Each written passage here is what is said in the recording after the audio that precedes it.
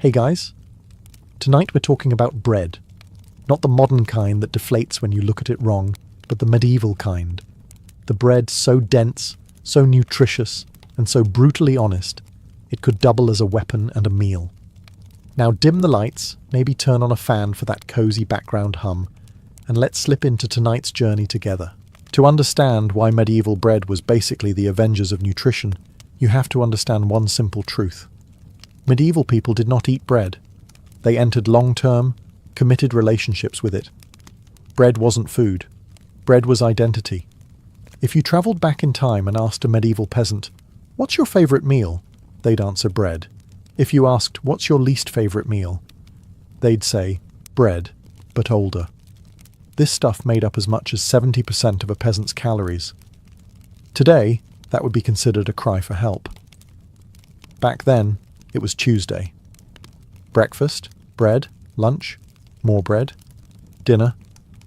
Bread dipped in something vaguely liquid, possibly broth, possibly water that had simply given up. And dessert? A smaller piece of bread you pretended was special. But here's the twist.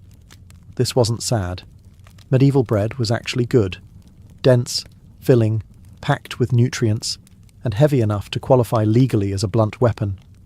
A single loaf could power a farmer through ploughing fields, tending livestock, repairing roofs, walking 10 miles uphill in the snow, and defending the village from a man named Ulrich the sheep thief. Modern bread can barely power you through checking emails. Bread was universal. Peasants ate it. Nobles ate it. Monks ate it while pretending they weren't thinking about ale. Even soldiers carried hardtack, a form of bread so durable it could survive a war, a flood, and probably a small meteor strike. Of course, not all bread was created equal. Nobles enjoyed soft, fluffy white loaves that were basically medieval croissants. Peasants, on the other hand, ate bread so dense it violated several laws of physics. But regardless of texture, from angelic cloud to compressed misery, bread was everywhere. The wildest part? Medieval people accidentally created a superfood. They didn't have nutritionists, dietitians, or wellness influencers telling them about gut health. Their priorities were simple. Will this keep me alive? Will this survive winter? Can I eat this without my family questioning my judgment? Bread answered yes to all three. It was easy to store, easy to transport, hard to mess up, and nearly impossible to poison yourself with. A rare accomplishment in medieval cuisine. Compared to the alternative medieval menu, spoiled meat, vegetables that only grew once a year, and water that might murder you, bread was the dependable friend everyone clung to. It wasn't just food. It was survival. It was strategy. It was medieval life, baked into a loaf. To understand why medieval bread acted like a nutritional cheat code, you need to look at the flour. Because medieval flour wasn't the soft, pale, fluffy powder you find in modern grocery stores. The stuff so over-processed, it practically files your taxes for you. No. Medieval flour was stone-ground, rugged, unfiltered, and nutritionally aggressive. It didn't just sit in your bread, it participated. Stone grinding meant that everything in the grain was pulverized together. The bran, the germ, the endosperm, the minerals, and anything else the millstone felt like including. The result was a flour so full of vitamins, fibre, and natural oils that modern dietitians would weep tears of joy, while modern influencers would immediately try to turn it into an overpriced detox cleanse. Compared to medieval flour, modern flour is, well, sad. Modern flour is stripped, bleached, enriched, and then treated like it needs witness protection. After removing almost everything nutritious, companies add back synthetic vitamins and proudly announce it's fortified. That's like burning down your house and then bragging that you installed a new doorknob. Medieval flour, on the other hand, was whole in every sense of the word. Because stone mills don't discriminate, they grind everything whether it likes it or not. This meant medieval bread contained fibre for digestion, iron for strength, magnesium for muscle function, zinc for immunity, healthy fats for energy, and tiny pieces of rock dust for character. Yes, technically, medieval people ate trace amounts of stone, but that just meant their bread came with bonus minerals and a mild crunchy surprise. That's what you call value, and because it was whole grain, medieval bread actually filled you up. Not filled you up until your next craving hits. No, this was filled you up until the sun sets and your neighbour borrows your ox kind of full. Peasants could work long days because their bread was giving them real sustained energy, not the sugar-fueled emotional roller coaster modern bread sends you on. Stone-ground flour also had flavour. Deep, earthy, nutty, ancient flavour. The kind of flavour that whispers, "I existed before your country did." Modern flour tastes like disappointment by comparison. So yes, medieval flour was coarse, it was gritty, it was strong enough to make your jaw muscles file a complaint. But it was real, it was nutritious, and it was one of the reasons medieval bread could rightfully flex on your modern loaf. If you've ever eaten modern bread and felt like it immediately filed a noise complaint inside your intestines, don't worry. The problem isn't you, it's the wheat.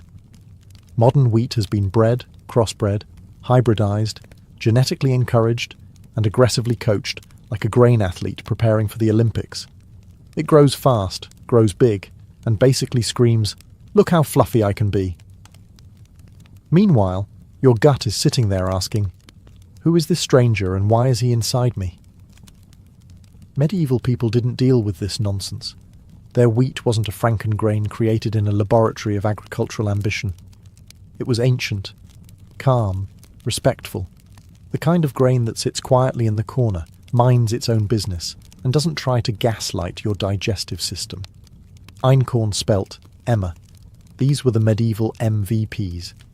Grains so old and wholesome, they probably addressed you as "my child." Ancient grains had lower gluten, more nutrients, and fewer surprises. They didn't puff up dramatically or behave unpredictably. They were steady, reliable, like the medieval equivalent of that one friend who always shows up on time and never brings emotional chaos. Eating these grains didn't trigger bloating, fatigue, or that existential dread that modern bread sometimes instills after 2 bites. Modern wheat, on the other hand, has been bred for one purpose: productivity. It produces enormous yields, enormous loaves, and enormous digestive complaints. This stuff has more gluten than a Renaissance banquet. Medieval people would take one look at a modern sandwich loaf and ask, "Why does it look like it's filled with air and lies?" Ancient grains also grew in soils that didn't know the meaning of mercy. Poor, rocky, unforgiving earth-shaped grain that had backbone, literal backbone. Modern wheat collapses emotionally if it doesn't get perfect irrigation and ideal weather. Medieval wheat grew anywhere, like a stubborn weed with a strong work ethic. And when baked into bread, ancient grains produced loaves with personality. Heavy, hearty, nutritious, and proudly dense enough to double as home security if thrown accurately. These were not soft, fluffy, cloud-like slices. These were edible bricks of strength that told your body, "You're welcome." Medieval people thrived on this stuff. Their guts embraced it. Their bodies ran on it. Their teeth occasionally questioned it, but even they adapted. Modern bread leaves you tired. Medieval bread left you ready to wrestle a goat, plough a field, and still complain about taxes afterward. If you've ever proudly announced, "I bake sourdough now," congratulations. You have successfully recreated what medieval people did out of pure necessity. 0 Instagram posts, and absolutely no emotional support from Pinterest. Medieval bakers didn't choose sourdough because it was rustic or artisanal. They chose it because that was the only option available. Instant yeast did not exist. Packets of active dry yeast did not line medieval market stalls like magical packets of bread optimism. Instead, medieval people relied entirely on wild fermentation, a polite term for nature is in charge, and we hope it's feeling cooperative today. Inside every medieval starter lived a microscopic party of wild yeasts and lactic acid bacteria, the original probiotics long before supplement companies convinced people to swallow yogurt-flavoured capsules at 9 in the morning. These microbes feasted on flour and water, multiplied like gossip in a small village, and transformed the dough into something alive, bubbling, and ready to bake. This slow, natural fermentation was a biochemical miracle disguised as a kitchen chore. As the dough sat for hours, or sometimes overnight, the microbes got to work breaking down gluten, reducing bitterness, neutralizing phytic acid, and making nutrients more available. In simple terms, they did the digestive heavy lifting before the bread even entered your mouth. All you had to do was chew it without breaking a tooth. Compare that to modern bread, which often rises in a rushed 45 minutes, pumped full of yeast strains that work faster than a medieval tax collector. There's no relaxation, no microbial spa treatment, no friendly bacteria helping out. Just speed, convenience, and the inevitable digestive consequences of doing everything too quickly, like fast food with a psychology degree. Medieval sourdough wasn't just easier on the stomach, it was actively good for it.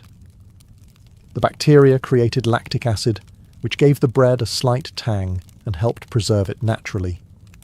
That means medieval loaves didn't mould in a day like modern supermarket bread, which goes stale faster than a political promise.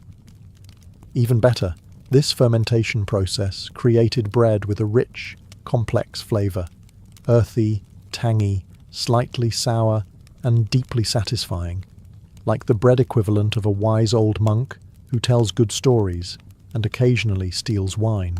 Wild fermentation also meant every village had its own unique bread flavour, shaped by local microbes. Your bread literally tasted like your hometown. Medieval people didn't know what probiotics were, but they ate them daily without needing colourful packaging or a commercial narrated by a woman doing yoga. Their bread was alive, and their gut was grateful. If you've ever eaten modern bread and wondered, why does my stomach feel like it's reenacting a medieval siege? The answer is simple. Modern dough barely has time to wake up before it's shoved into the oven. Today's bread rises in under an hour, sometimes under 20 minutes. That's not fermentation. That's bread speedrunning. It's the culinary equivalent of cramming for an exam and hoping the professor doesn't ask real questions. Medieval dough, however, had time. Long, luxurious spa retreat levels of time. 8, 12, sometimes 20 hours of slow fermenting, bubbling, resting, and contemplating the meaning of life. This was not rushed bread. This was dough that had been spiritually awakened. The science, which medieval people didn't know but benefited from anyway, is beautiful. During long fermentation, natural enzymes and friendly bacteria break down gluten into smaller components. They also digest problematic sugars like fructans that modern guts absolutely despise. Phytic acid, the anti-nutrient that blocks mineral absorption, gets neutralized. Essentially, the dough becomes more and more digestible, more nutritious, and less likely to stage an uprising inside you. In other words, medieval bread was pre-digested. Not in a weird way. In a helpful, your stomach barely has to do anything way. By the time it reached your digestive system, it was practically waving a little flag that said, "Relax, I've already handled it." Modern bread says the opposite. It looks at your intestines and says, "Good luck, champ," then sprints away. You can imagine the difference in how people felt. Medieval peasants weren't sitting around clutching their stomachs after eating bread. They weren't Googling gluten intolerance symptoms. They weren't debating sourdough versus gluten-free diets in candlelit cottages. They ate their bread, went back to ploughing fields, lifting hay bales, and doing 12-hour days of physical labour without collapsing dramatically like a character in a Victorian novel. The long fermentation also improved flavour. Medieval bread tasted complex, sour, nutty, deep, like the kind of bread that sits you down, looks you in the eyes, and tells you the story of how it survived the winter of 1400-something. Modern bread tastes like air. Soft, suspiciously sweet air. And here's the kicker. Long fermentation naturally preserved bread. It stayed fresh for days, weeks if dried. It didn't need preservatives, additives, or ingredients that sound like prescription medication. Medieval bread wasn't just food. It was a chemically balanced, gut-friendly marvel, made by accident and perfected through patience. If medieval bread was a slow, thoughtful, handwritten letter, modern bread is a text message typed in a hurry with autocorrect turned on. It's fast, convenient, widely available, and deeply questionable. The biggest difference between medieval bread and modern bread comes down to one uncomfortable truth. Modern bread is basically fast food wearing a healthy Halloween costume. Let's start with fermentation time, or rather the lack of it. Modern industrial bread doesn't ferment, it rushes. Factories use turbocharged commercial yeast that inflates dough in record time, the way a politician inflates promises during election season. While medieval dough sat around all day relaxing like a monk in silent meditation, modern dough gets maybe 15 minutes before someone screams, "Bake it." This creates bread that's fluffy, yes, but it's fluff built on shortcuts. Like a mattress made of marshmallows, it feels impressive until you realize your spine hates you. Then there are the additives. Medieval bakers used 3 ingredients: flour, water, salt. Modern bread companies see that list and say, cute. Here are 27 more for no reason. Emulsifiers, conditioners, bleachers, sweeteners, stabilizers, all working together like a corporate board meeting inside your loaf. Today's bread isn't baked, it's manufactured. It has the vibe of a food item that legally qualifies as bread, but spiritually identifies as packing foam.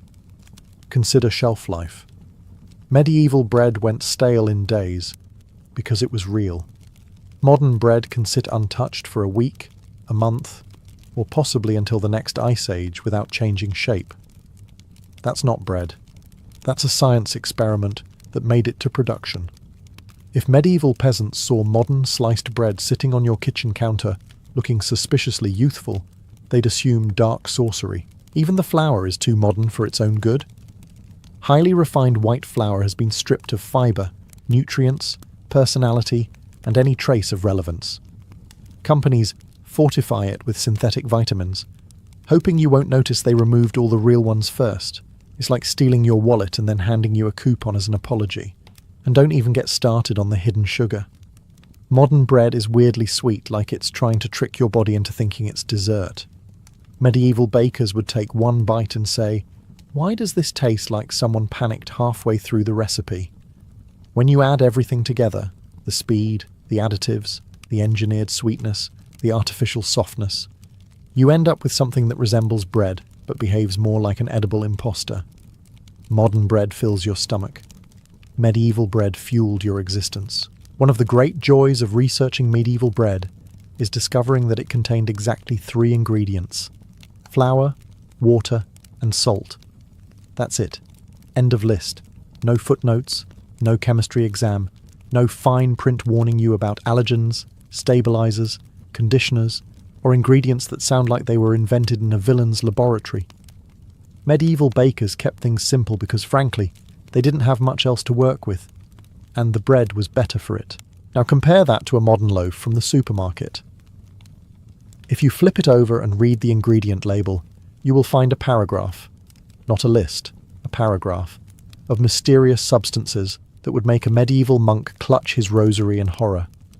You get things like calcium propionate, ascorbic acid, monoglycerides, DATEM, azodicarbonamide, which, by the way, is also used in yoga mats. Yes, there is a non-zero chance your bread and your gym floor share an ingredient. Medieval peasants may have been cold, muddy, and smelling faintly of livestock, but at least their bread wasn't made of exercise equipment. These additives are included for a reason, of course. They make bread softer, springier, sweeter, lighter, taller, more obedient, more shelf-stable, and less likely to collapse emotionally under pressure. Industrial bread companies treat dough like a badly behaved pet that needs training.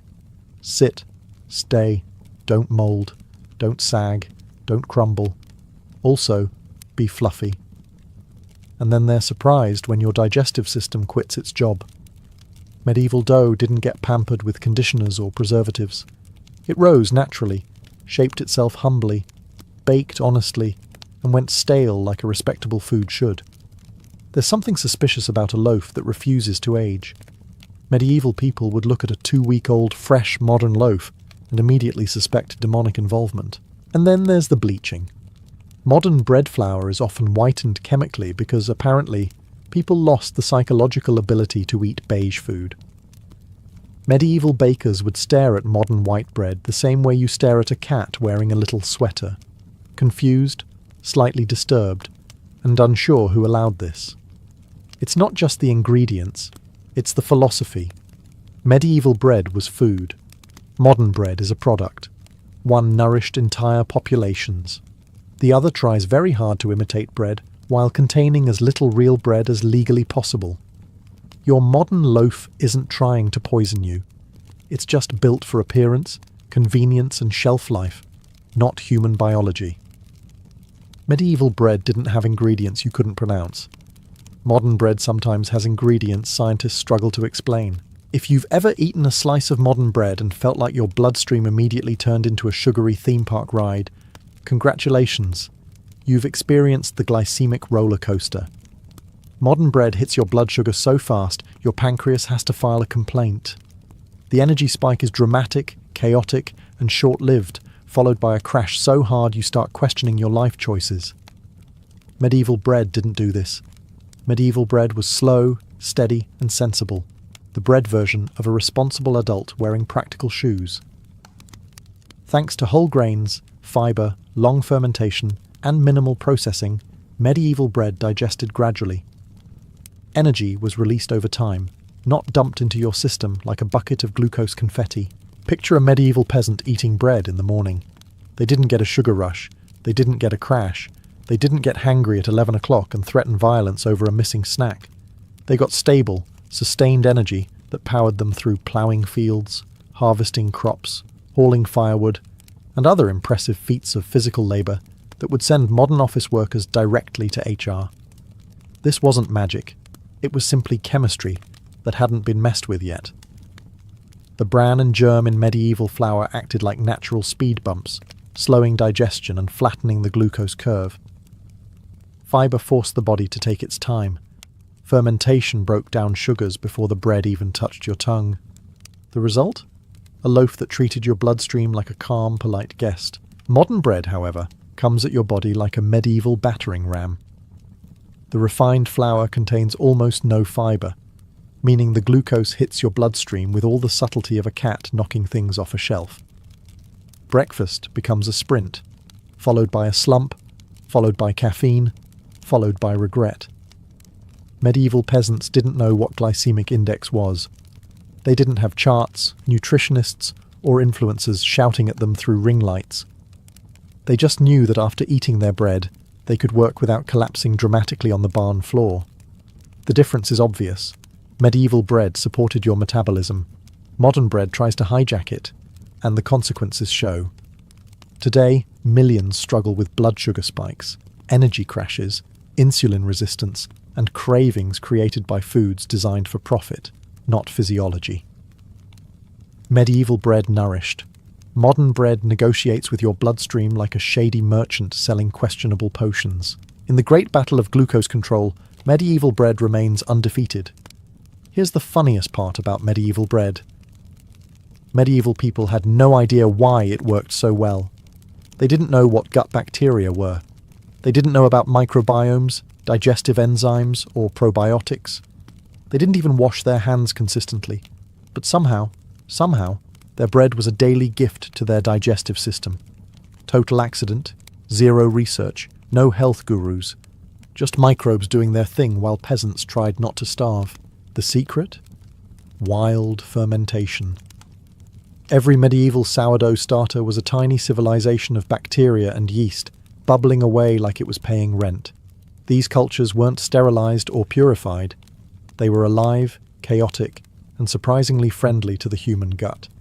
When medieval people ate their bread, they were eating living organisms that helped break down food, regulate digestion, and keep harmful bacteria in check. They weren't eating probiotics. They were eating actual life, sprinkled on top of centuries-old milling techniques. Modern bread, in comparison, is sterile, deactivated, comically lifeless. Most supermarket loaves have the microbial diversity of a desert rock. Your gut looks at modern bread and says, okay, but where's the team? Instead of delivering beneficial bacteria, modern bread offers little more than empty starch and a 2 p.m. energy crash.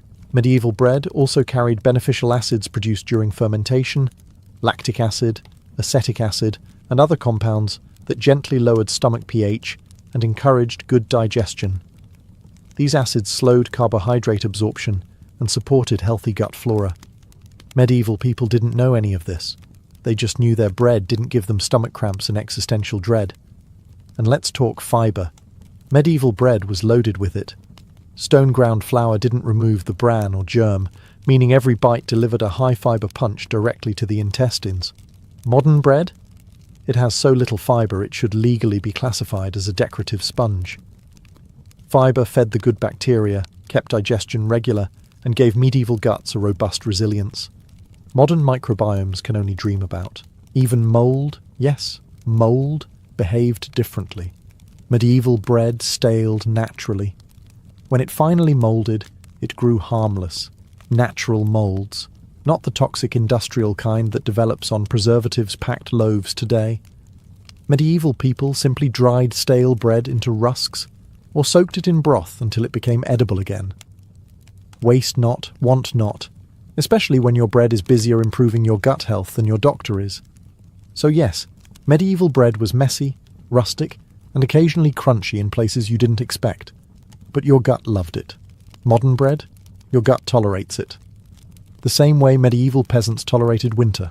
If you've ever wondered how medieval people managed to haul stones, swing axes, carry livestock, climb battlements, dig trenches, thresh grain, farm fields, fight wars, and walk everywhere without collapsing like dehydrated houseplants, the answer is surprisingly simple. Bread. Not modern bread, that would have knocked them out by lunchtime, but medieval bread, the nutritional equivalent of powering your body with a slow-burning furnace instead of a birthday candle. Medieval peasants were not nibbling delicate croissants or artisanal brioche. They were consuming dense, whole-grain loaves that weighed roughly as much as a modern dumbbell.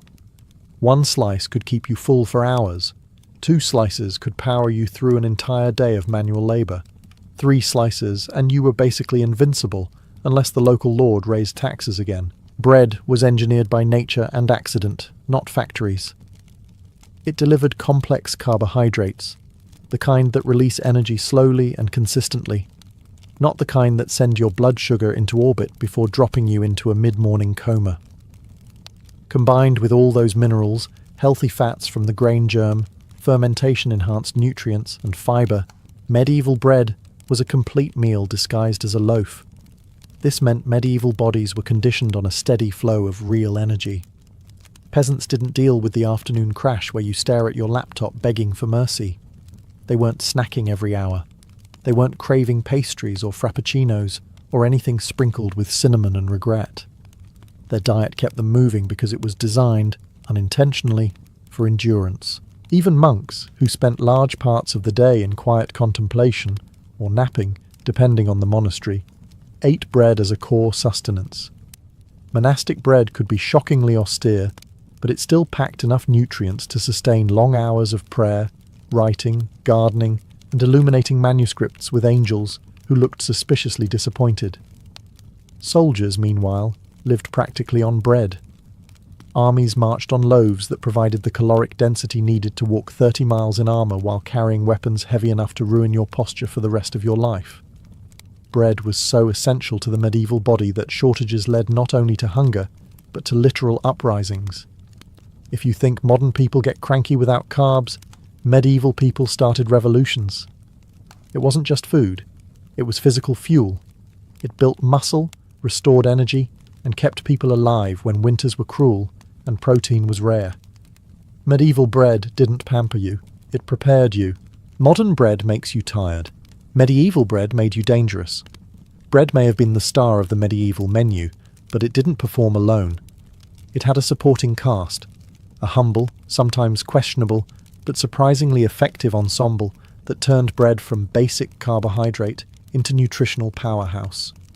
Medieval people weren't pairing their bread with ultra-processed deli meat or flavoured spreads with ingredient lists that look like cryptic spells. No, They ate bread the way nature intended, with simple foods that actually made sense. Take cheese, for instance. Medieval cheese wasn't the fluorescent, rubbery block you find in modern discount stores. It was real cheese, aged, tangy, dense, and powerful enough to knock you backwards if you weren't prepared. It delivered protein, fat, and calories. Paired with whole grain, fermented bread, it created a nutrient combo strong enough to let a peasant walk 15 miles before breakfast without complaining. Modern people whine when the Wi-Fi goes out for 10 minutes. Then there was broth. Medieval broth wasn't the delicate, low-sodium liquid health influencers sip during fasts. It was whatever liquid you got from boiling bones, vegetables, herbs, or anything else not nailed down. It was fatty, savoury, and often the only hot thing on the menu during winter. Bread dipped into medieval broth softened into a nutritious, warm porridge-like meal that filled stomachs and revived spirits. It was the medieval version of comfort food, minus all the existential guilt. Beans were another common partner. Rich in protein and fibre, beans made bread even more effective as a daily staple.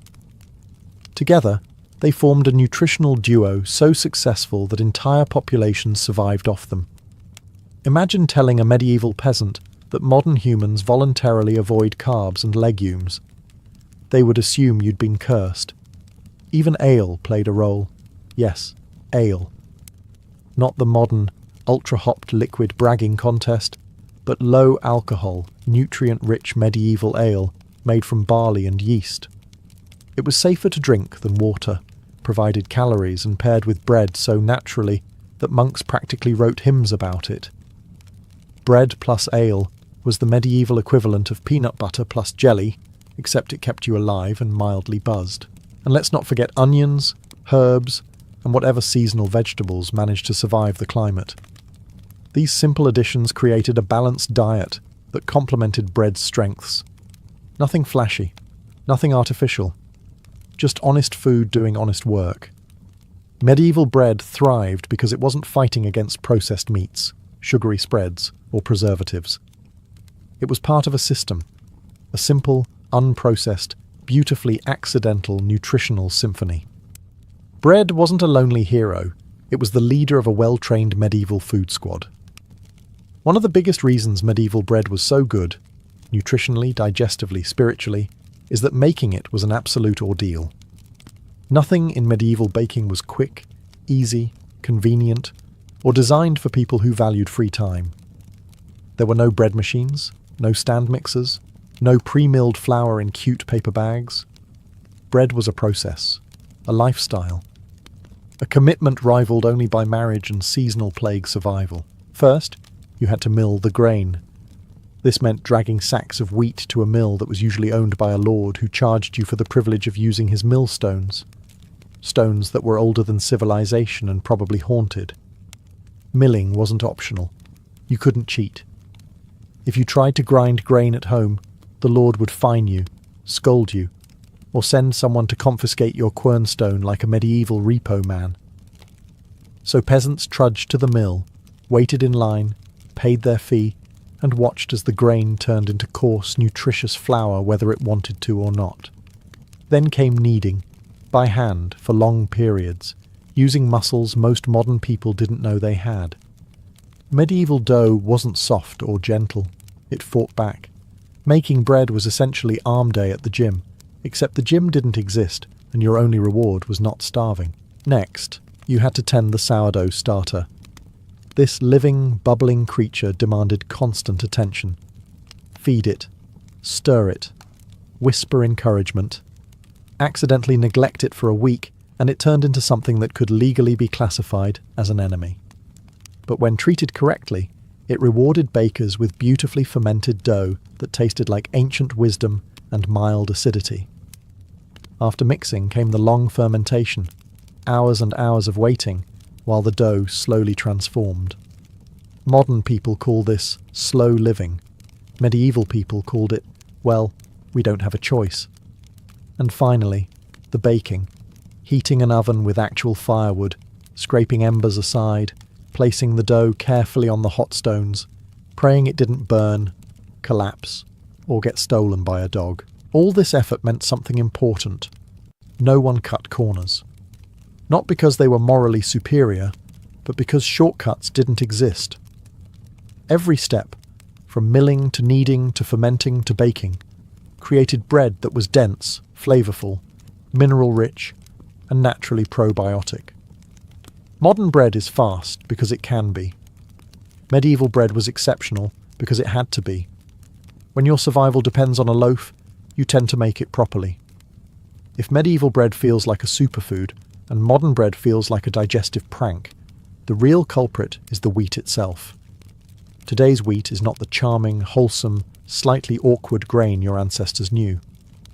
No, modern wheat is the overachiever of the agricultural world, selectively bred to be taller, faster, stronger, fluffier, and dramatically more clingy in the gluten department. It's wheat on performance enhancers, and your gut is the one paying the price. Ancient wheat varieties like einkorn, spelt, and emmer had simple personalities. They grew modestly. They behaved predictably. They didn't try to dominate every field like botanical tyrants. Their gluten structure was mild and manageable, strong enough to make bread rise, but not so aggressive that your intestines needed therapy afterward. Medieval farmers planted these grains because that's what the earth allowed. They weren't obsessed with yield or efficiency. They were just trying not to starve. Enter modern wheat. Over the last century, scientists, with good intentions to be fair, engineered wheat that could survive harsh climates, produce enormous quantities, resist pests, and create soft, fluffy loaves that make consumers emotional. In doing so, they unintentionally created a grain that is practically a stranger to the human digestive system. Modern wheat contains significantly more gluten than medieval varieties because gluten makes bread soft, stretchy, and Instagrammable. Unfortunately, it also makes many stomachs angry, confused, or both. But gluten isn't the only issue. Modern wheat has fewer micronutrients because industrial farming strips the soil of minerals faster than medieval peasants stripped fields of weeds. The grain grows faster but absorbs less. It looks impressive, but like many things that look impressive, it's nutritionally shy. Medieval wheat might have been smaller and scrappier, but it packed a genuine mineral punch. Modern milling makes things worse. Even if wheat starts with nutrients, most are removed during refinement. Then companies sprinkle synthetic vitamins back in and proudly call the flour enriched, as though that cancels out the crime scene. When medieval people ate bread, their bodies recognized it instantly. Ah yes, the gut said, food. When you eat modern bread, your gut reacts like it just received an unexpected email. Suspicious, stressed, and already regretting opening it. Modern wheat is not evil. It's just too modern for its own good. It was designed for mass production, not human physiology. Medieval wheat was designed by nature, chance, and 1,000 years of farmers who had no idea they were growing the perfect carb. Your ancestors didn't avoid gluten. Gluten avoided them. One of the biggest differences between medieval bread and modern bread is simple. Medieval bread knew where it came from. It had roots, a personality, a sense of place. Modern bread has a distribution centre. Medieval bread was a village product, shaped by local soil, weather, grain variety, fermentation style, oven type, and the general mood of the baker that day. Modern bread is shaped by conveyor belts and corporate efficiency metrics. Let's start with seasonality. Medieval people didn't bake with whatever is in stock. Their bread depended entirely on the harvest cycle. Wheat came in once a year, and if the crop failed, congratulations. You were eating rye, oats, barley, or whatever grain hadn't offended the weather gods. This meant medieval bread reflected the land's natural rhythm. It wasn't consistent, but it was real. Each loaf was a tiny autobiography of that year's soil conditions. Rainy spring, mild summer, slightly chaotic harvest. Because grain was precious, nothing travelled far. Flour didn't come from across the country. It came from fields a few miles away, fields you could point to, complain about, and occasionally curse when the yield looked disappointing. Your bread wasn't built from anonymous, industrially blended wheat designed to create identical loaves from Delhi to Detroit. It tasted like your region because it was your region. Then there's honesty. Medieval bread didn't pretend to be something it wasn't. If it was dense, it owned it. If it was sour, it embraced it. If it had a crack running down the centre because the oven was slightly too hot, no one panicked or launched a rebranding campaign. There were no preservatives, no conditioners, no ingredients that sounded like pharmaceutical disclaimers. If bread went stale, that was normal. If mould grew, it wasn't neon green or suspiciously fluffy. It was regular, boring mould, the kind that medieval people simply scraped off or turned into trenchers or ale-soaked mush. Waste? Unthinkable. Modern bread, by contrast, is built for longevity, uniformity, softness, and emotional manipulation. It's designed to survive shipping, storage, marketing, and customer expectations. It must be fluffy, compliant, and morally unproblematic for an unnaturally long time. To achieve this, modern bread is fortified, stabilized, bleached, sweetened, and digitally packaged until it barely resembles its ancestors. But medieval bread? It was transparent, local, seasonal, honest. It lived and died within the rhythm of the village, and your body understood that. It recognized the microbes, the minerals, the grain varieties, all of it. Medieval bread didn't need to be perfect. It just needed to be real. In the end, the difference between medieval bread and modern bread comes down to one brutal truth. Medieval bread knew exactly what it was, and modern bread is still trying to figure that out. Medieval bread was simple, direct, honest. The nutritional equivalent of a blunt, hard-working farmer who rises before dawn, lifts boulders for fun, and speaks in complete, emotionally stable sentences. Modern bread, meanwhile, is like a confused intern who keeps adding unnecessary ingredients to prove it belongs in the meeting. Medieval bread nourished entire populations. It wasn't glamorous. It wasn't soft. It didn't arrive in cheerful plastic packaging with health claims printed in bright fonts. It just fed people, efficiently, thoroughly, and without triggering gastrointestinal fireworks. Every ingredient worked with the body. Whole grains, natural enzymes, wild microbes, long fermentation, and mineral-rich flour gave medieval guts exactly what they needed, even if nobody understood the science behind it. Modern bread, on the other hand, has become a master of disguise. It looks friendly. It smells comforting. It slices beautifully. But inside, it contains refined flours stripped of nutrients, additives designed to keep loaves soft longer than medieval kingdoms lasted, and gluten structures engineered for volume rather than digestion. Your stomach tastes the loaf, pauses politely, then whispers, "What? What exactly am I supposed to do with this?" Medieval peasants never asked whether bread was good for them. They didn't worry about insulin spikes. They didn't debate gluten sensitivity. They didn't need TikTok nutritionists shouting advice at them through ring lights.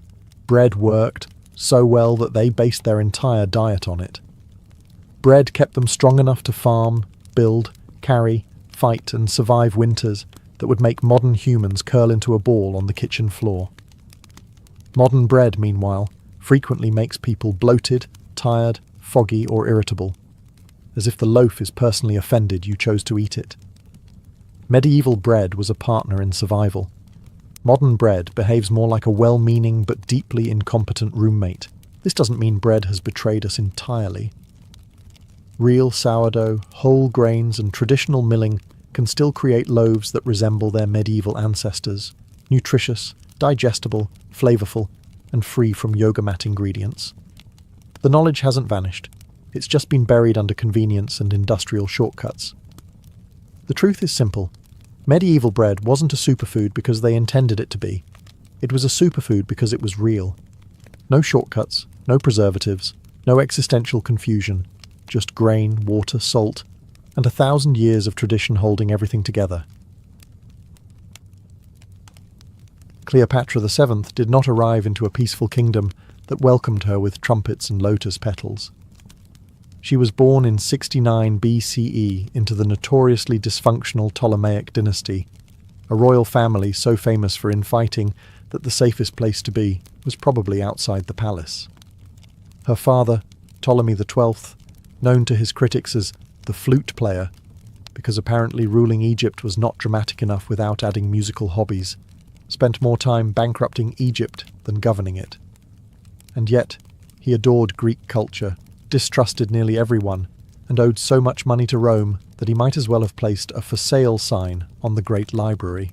From the moment she could walk, Cleopatra grew up surrounded by marble halls that echoed with secrets, half-whispered betrayals, and diplomatic panic. Alexandria, her home, was dazzling. The lighthouse towered over the harbour, scholars argued inside the library, and merchants from Africa, Greece, and the Near East filled the streets with colour and noise. But behind all that brilliance, the palace itself was a snake pit, sometimes literally, depending on which sibling had access to venom that day. What separated Cleopatra from the rest of her family was her mind. While other royals were content being decorative, Cleopatra studied. She listened. She learned Egyptian, something no Ptolemy before her had bothered to do, which already made her more connected to her subjects than any co-ruler in a century. She pushed herself through philosophy, mathematics, politics, and languages. By her teenage years, she could converse in 9 tongues, meaning she could charm foreign envoys, interrogate traitors, and shut down arguments without needing a translator to soften her insults. But her early years were shaped by more than education. Egypt was weakening. Famine loomed. Rome's shadow stretched across the Mediterranean, and Ptolemy XII was so desperate to stay on Egypt's throne that he practically begged Rome for protection. Every favour he requested came with a Roman price tag: a heavier tax, a new debt, another political humiliation. Cleopatra watched her father bend, bargain, and occasionally run for his life. And so, long before she wore a crown, Cleopatra learned a truth that defined her legend. Egypt would survive only if its ruler could outthink every rival. Even as a child, she understood her future would demand cunning, not comfort. By the time Cleopatra VII entered her early teens, she had already mastered the most essential skill for any Ptolemaic royal: staying alive long enough to reach adulthood. The palace at Alexandria might have looked serene from the outside: gleaming columns, libraries, incense drifting through sunlit courtyards. But inside it operated with the energy of a shark tank disguised as a family reunion. Every sibling was a potential rival, every advisor had a hidden agenda, and every banquet could, in theory, be your last. Cleopatra learned to read a room the way other teenagers read gossip scrolls. Her siblings, especially, were less family and more future problems. The Ptolemies had a proud tradition of sibling rivalry, usually ending with poison, daggers, or someone mysteriously drowning in the Nile after a relaxing evening boat ride.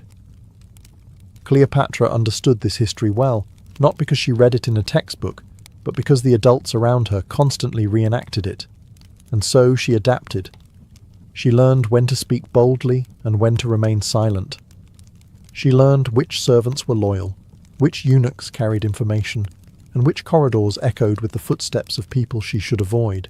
Her primary competitor was her father's favoured child, her brother, Ptolemy XIII.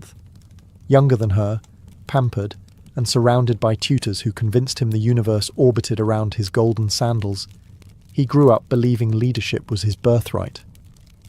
Cleopatra, on the other hand, was raised on observation, study, and strategy. While he practiced royal strutting, she practiced statecraft.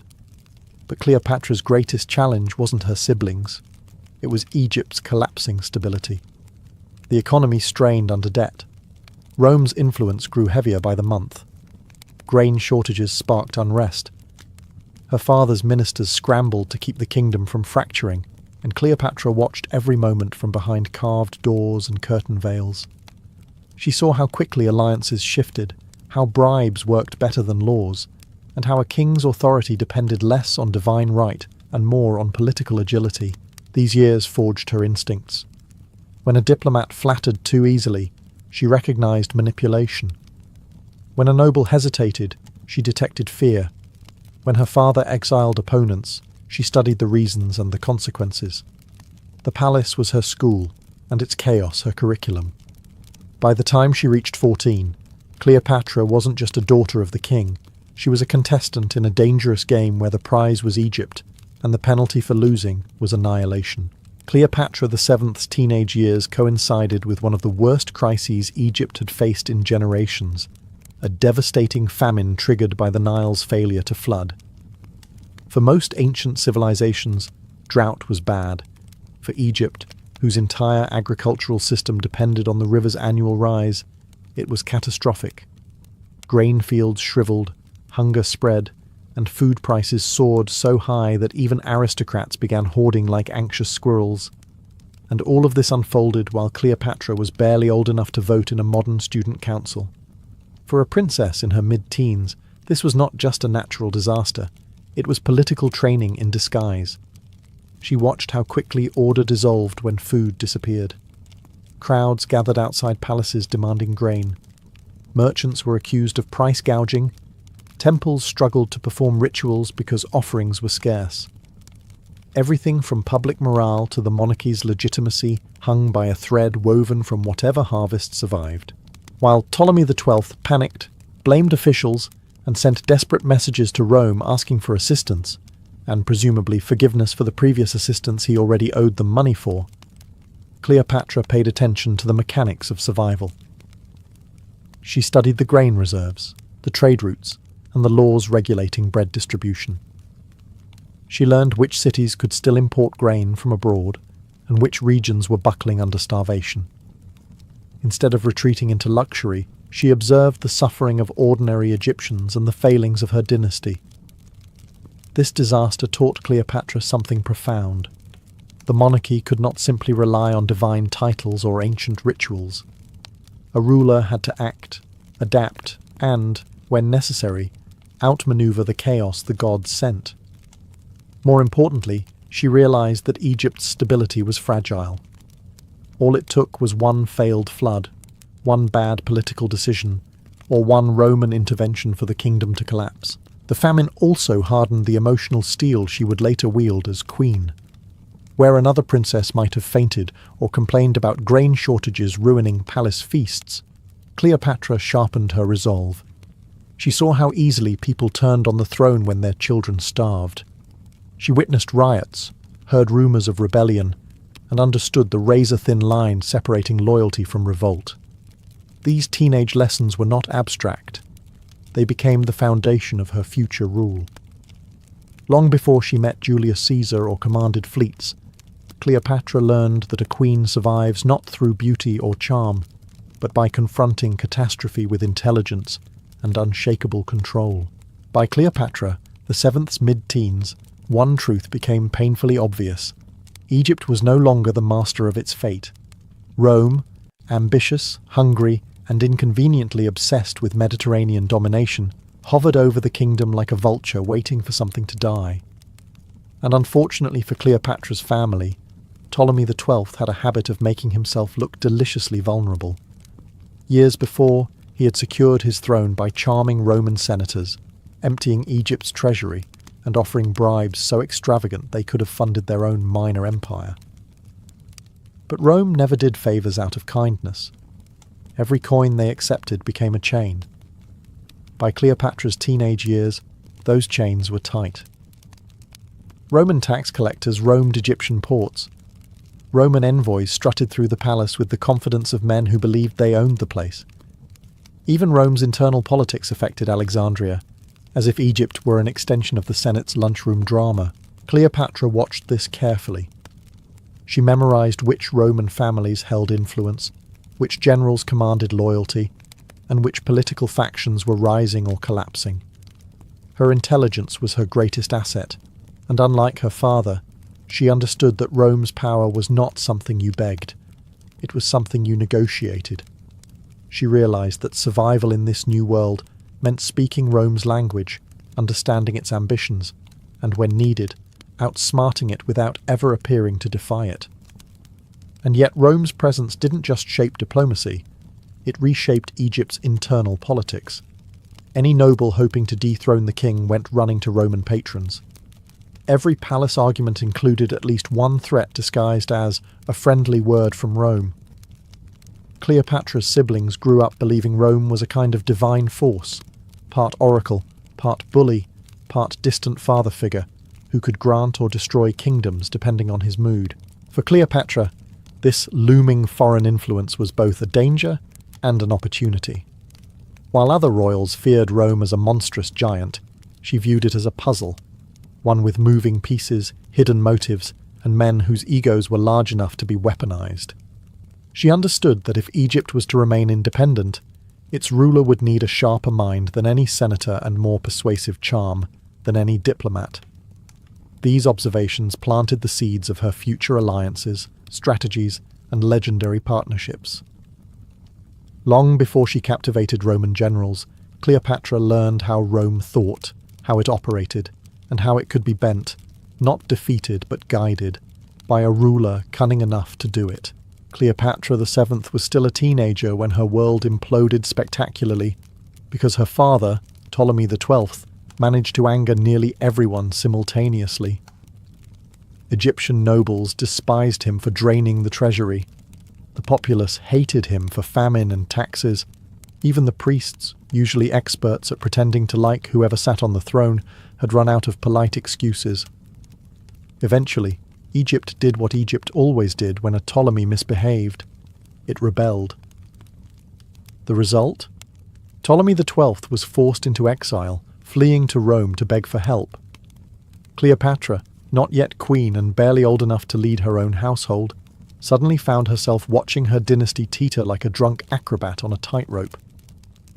Her older sister, Berenice IV, seized power in their father's absence, styling herself queen, and behaving with all the subtlety of someone who wanted the history books to remember her as the sister who caused the most chaos. For Cleopatra, this wasn't just political drama. It was a masterclass in what not to do as a ruler. While Berenice IV tried to legitimize her reign through force and spectacle, Cleopatra studied the consequences. She observed how nobles shifted allegiance, how foreign envoys reacted, and how quickly the people embraced any ruler who promised stability regardless of competence. Teenagers usually learn life lessons like don't trust everyone or don't overshare. Cleopatra learned how to survive a coup. During this period, she also learned the brutal mechanics of exile. Though she remained in Egypt while her father grovelled in Rome, she experienced firsthand the instability of being part of a dynasty that could evaporate overnight. Every letter from abroad carried rumours. Would Rome restore Ptolemy XII? Would they annex Egypt?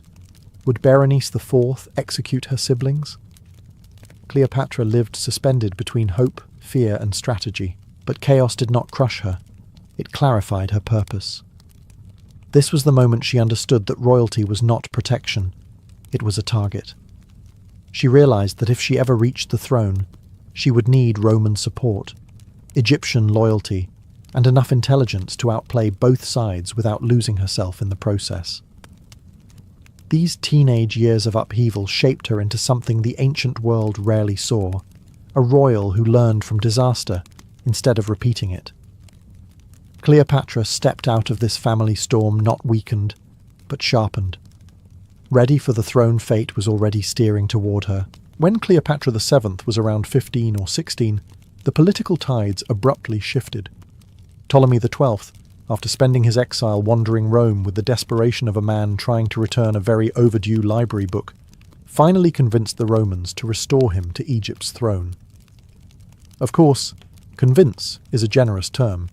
He essentially paid Julius Caesar and Pompey enough gold to make an entire Senate shrug and say, "Fine, go get your kingdom back."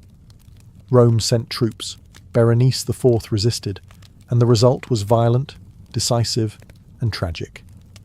Berenice was executed, and the flute player king returned home shaking but victorious. Cleopatra watched this entire restoration from the inside, and it taught her more about realpolitik than any tutor ever could. She saw firsthand that Rome did not act out of loyalty or ideology, it acted out of profit. She saw how quickly soldiers could alter a nation's fate, and she saw how fragile royal legitimacy was. One moment her sister ruled with ambition, The next, her name was erased from every inscription. But Cleopatra also gained something during this return: opportunity. Ptolemy XII owed Rome more money than he could ever repay, and needed absolute control over Egypt to keep the debts flowing. That meant he needed someone clever by his side, someone who understood politics, someone he could trust more than his remaining children, who, in fairness, did not have a great track record of loyalty.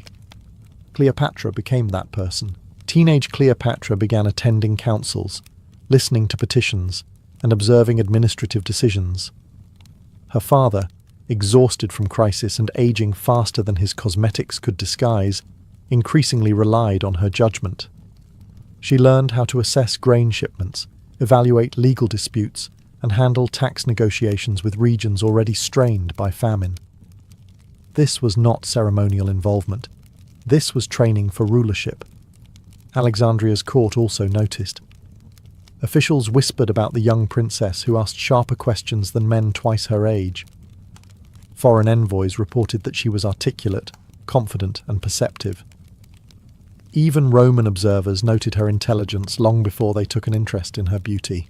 The restoration was brutal, costly, and politically humiliating for Egypt, but for Cleopatra it marked her ascent from royal daughter to political actor.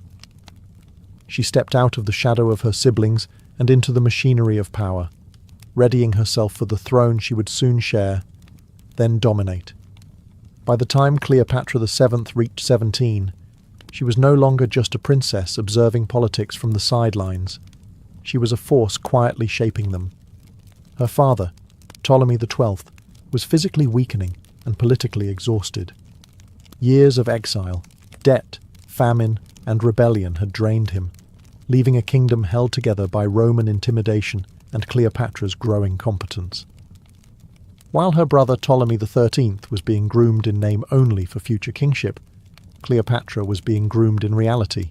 Her education intensified. She continued mastering languages, Egyptian, Greek, Aramaic, Latin, and others, because influence often depended on speaking to someone in their own tongue.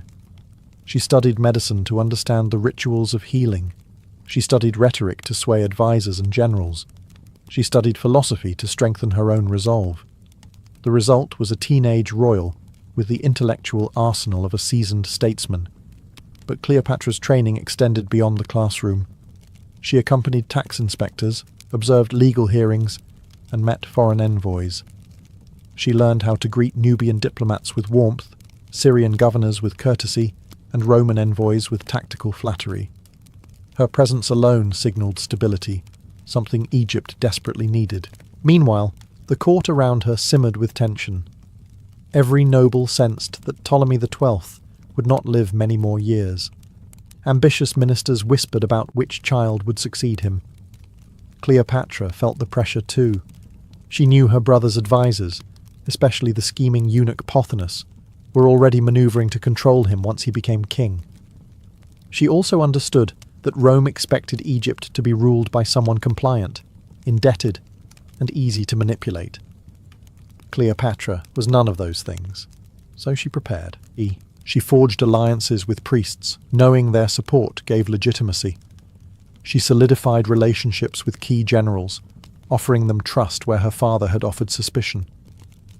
She studied Egypt's economy so thoroughly that she could predict which provinces would rebel under tax pressure. And she took careful note of popular opinion, understanding that people who had lived through famine and political turmoil longed for a ruler who seemed competent and decisive. Her late teenage years became a crucible. Every crisis she witnessed carved away weakness. Every diplomatic conversation sharpened her instincts. Every glimpse of palace scheming reminded her that survival depended on staying 3 moves ahead. By 17, Cleopatra was no longer just preparing for the throne, she was preparing to defend it. Because once her father died, she knew the real struggle would begin. When Cleopatra VII was about 17, the moment she had been preparing for, dreading, calculating toward, and silently rehearsing, finally arrived. Ptolemy XII died. His reign had been a spectacular combination of debt, desperation, and diplomatic begging, but he left behind one undeniable legacy. He ensured Cleopatra would not face her fate alone. In his will, he named Cleopatra and her younger brother, Ptolemy XIII, as joint rulers of Egypt. A teenage girl and an even younger boy were now expected to steer one of the most important kingdoms in the Mediterranean. What could possibly go wrong? For Cleopatra, the announcement was both liberating and terrifying. She finally had the authority she had trained for, yet that authority came wrapped in danger. The moment she became queen, she inherited not only a throne, but also a kingdom fractured by famine, internal corruption, and Rome's suffocating influence. And standing beside her, quite literally fidgeting with the royal diadem, was her brother, a child surrounded by adults eager to manipulate him. The court reacted instantly.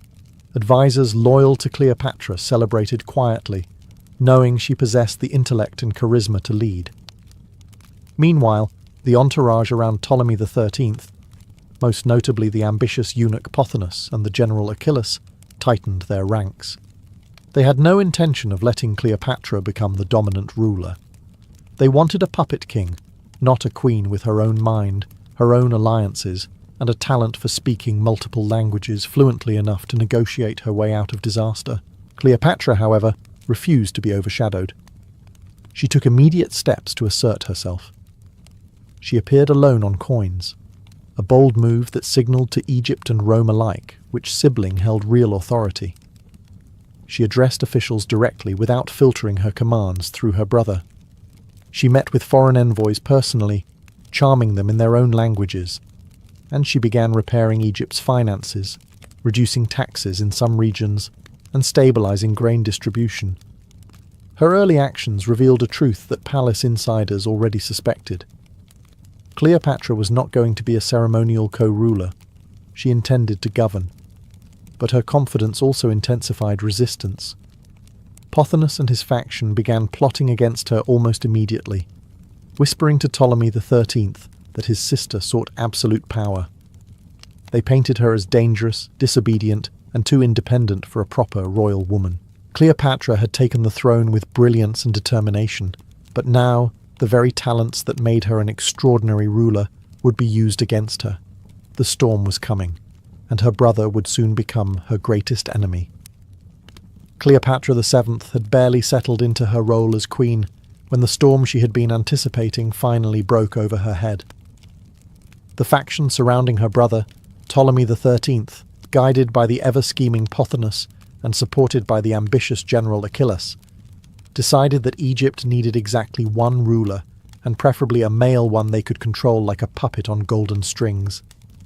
Cleopatra, with her intellect, assertiveness, and refusal to be sidelined, was far too dangerous for their plans. The tension escalated quietly at first. Letters went missing. Cleopatra's political allies were reassigned or pressured. Royal decrees she issued were accidentally delayed. Foreign envoys found themselves redirected to Ptolemy XIII. Cleopatra recognized the signs. This was a political strangulation performed with velvet gloves, but she refused to fold. She confronted ministers, bypassed obstructive officials, and continued ruling with authority that made her brother's advisors sweat. Eventually, subtle sabotage wasn't enough for her rivals. They needed Cleopatra gone. The decisive blow came when Pothinus engineered a full political coup. Cleopatra, still a teenager but already too formidable to kill without risking public outrage, was pushed out of Alexandria.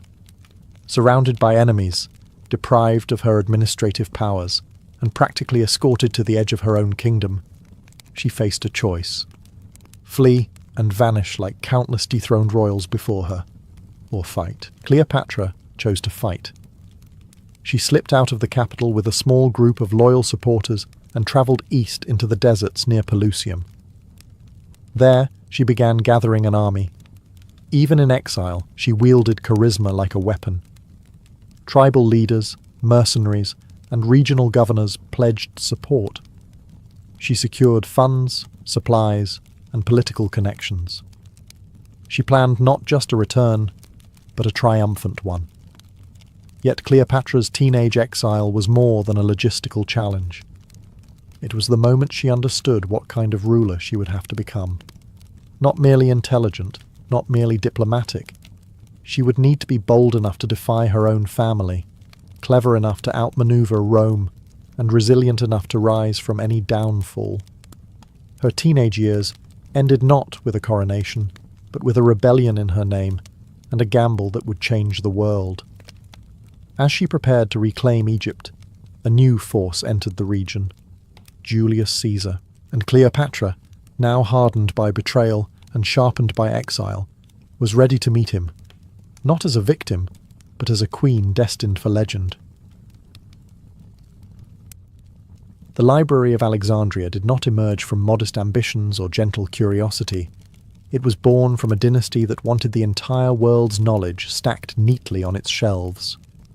When the early Ptolemies forged their capital on Egypt's Mediterranean coast, they envisioned a city that would eclipse Athens, Babylon, and every other intellectual centre in history.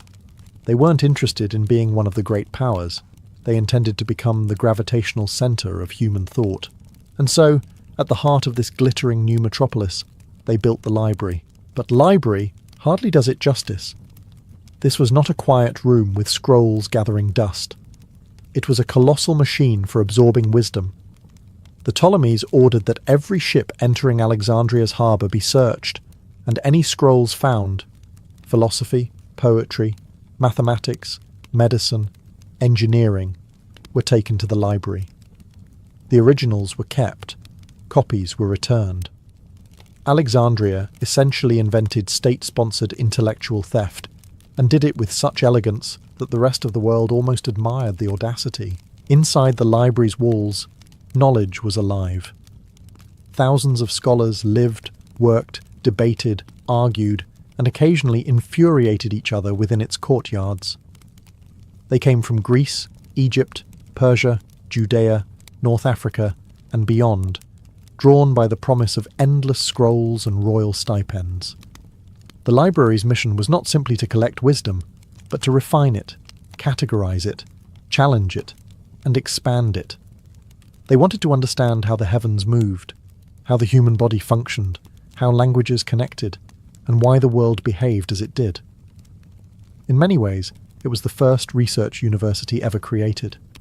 Walking through its halls meant hearing theories in 10 languages, smelling ink drying on new scrolls, and witnessing discoveries that would shape centuries. Here, scholars mapped the stars, measured the earth with shocking accuracy, dissected texts from distant cultures, and wrote treatises that would echo across time. The library wasn't just a building, it was a statement, a declaration that Alexandria intended to rule not only through armies and wealth, but through knowledge. It was a monument to human curiosity, built by rulers who believed that wisdom itself was a form of power. But as magnificent as it was, the library's brilliance also made it fragile. Anything that shines that brightly inevitably casts a shadow, and many forces, from politics to war, would soon begin reaching for it. The Library of Alexandria did not simply gather scrolls. It gathered the brightest minds from every corner of the ancient world. It became a magnet for thinkers the way gold attracts thieves. Anyone with a reputation for brilliance — poets, mathematicians, astronomers, physicians, linguists — found their way to Alexandria sooner or later, drawn by the promise of royal patronage and limitless intellectual playgrounds. The library offered what no other institution could: time, resources, and freedom from the mundane burdens of survival. Scholars here were fed, housed, and paid to think. Imagine the energy inside those walls. Arguments shattered the silence like thunder. One hallway echoed with debates about the nature of the cosmos, another with discussions on anatomy or the structure of poetry.